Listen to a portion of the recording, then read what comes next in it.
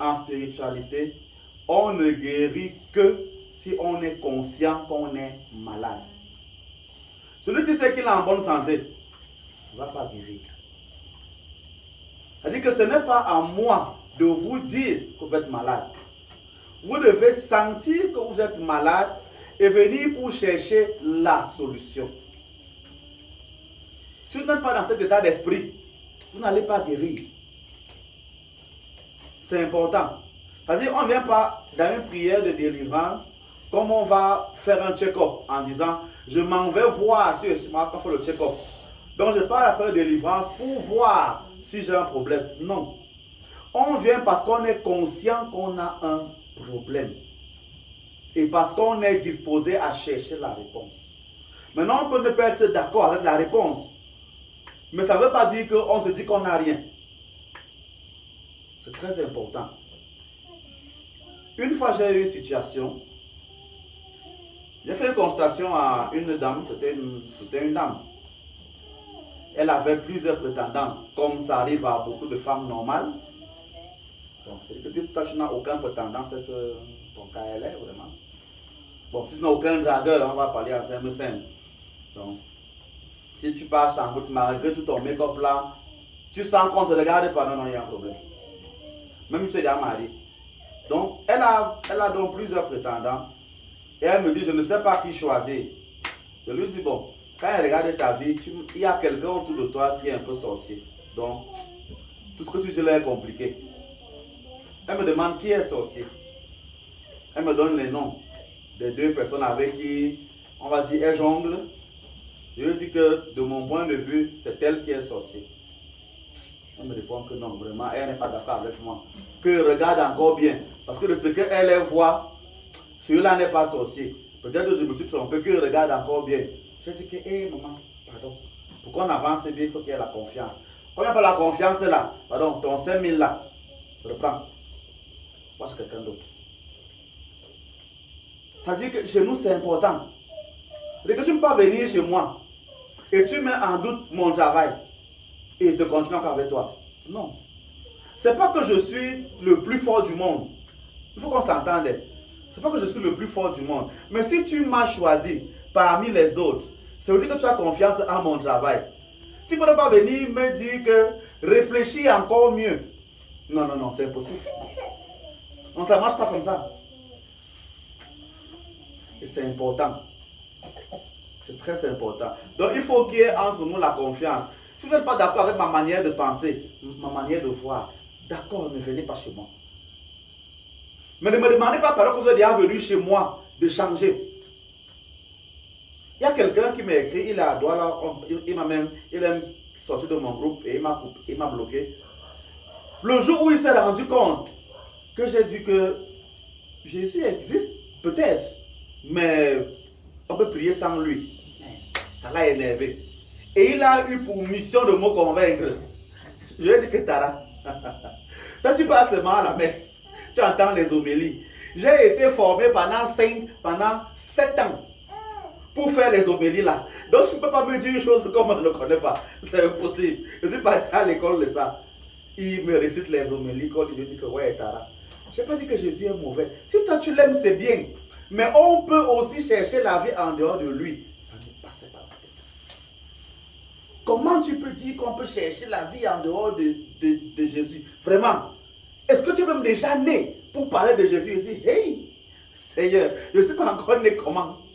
Si je suis né pour parler de quelqu'un qui a 93 ans, qui est dans mon pays, pourquoi il ne parlerait pas de Jésus? Qui lui n'a même pas existé un jour. Bon, ce n'est pas le débat d'aujourd'hui.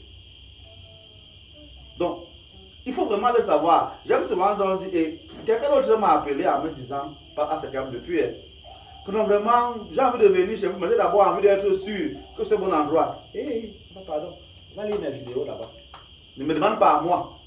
Est-ce que tu viens demander à un médecin, est-ce que tu es fort? On demande ça. Est-ce que tu demandes à un chauffeur, est-ce que tu sais conduire? Tu prends la clé, tu lui donnes que conduire. Je vois comment tu conduis. Allons plus loin.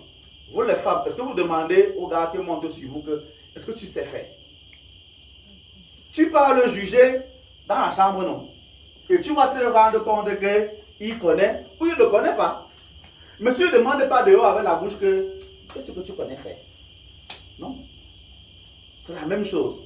On ne vient pas demander à un médium que tu es vraiment sûr que tu peux. Parce que moi je veux un vrai, un gars qui est fort. Ok, d'accord. Je vais encore te dire quoi. Donc c'est important dans la démarche là.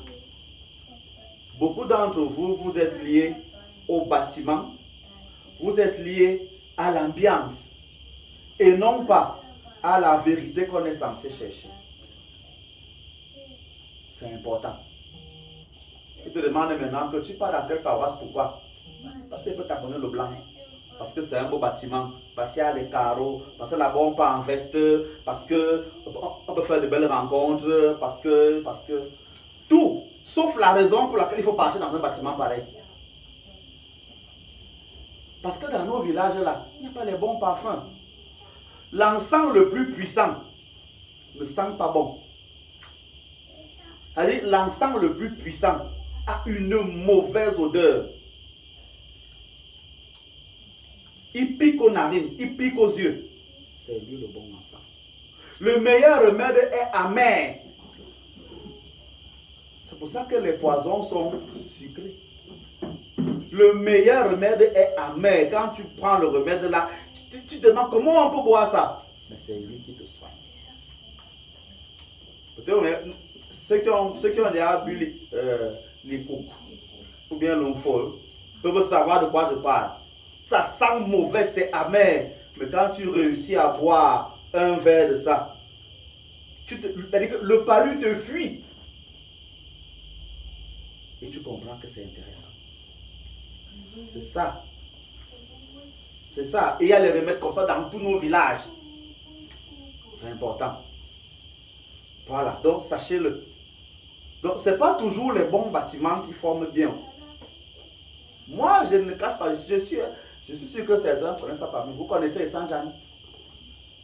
Je ne suis pas sûr. Vous ne connaissez pas Saint-Jean? La chefferie de Saint-Jean? Vous n'avez pas encore marché. Vraiment? Qui nous a amené là-bas? Vraiment. Il y a un endroit quelque part au Cameroun, dans une certaine région du Cameroun, qu'on appelle les Saint-Jean. Vous savez comment on soigne?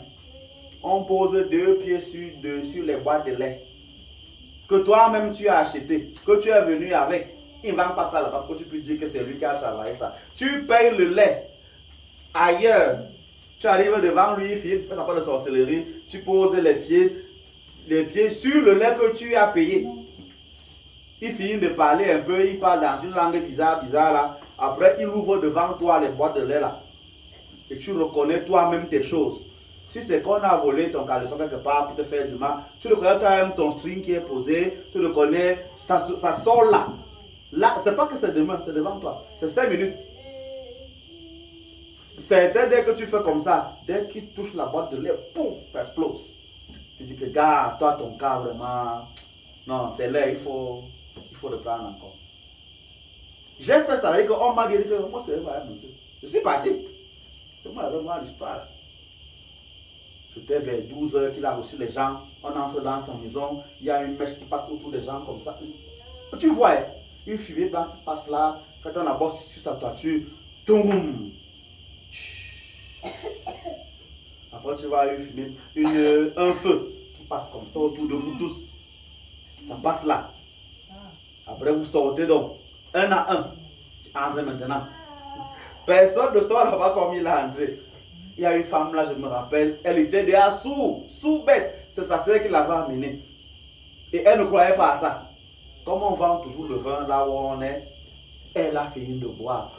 Nous qui connaissons, on lui dit que matin, c'est là pas parce qu'elle dit, ah, vous dérangez vos choses là, machin. Quand elle est entrée là-bas, elle est sortie en pleurant, le vin était déjà fini. Voilà que tu pleures quoi. Elle dit que je reconnais le kanga que j'avais mangé, c'est elle. Et je connais qui m'avait donné ça. Voilà là où on dit que mon poison est venu. J'ai vu. On lui a dit que la salle là, on ne sort pas comme on est entré. Donc ça existe. Donc il faut le savoir. Je n'ai pas pour que vous compreniez que je ne suis pas le seul à soigner. Et il faut avoir confiance à là où tu pars.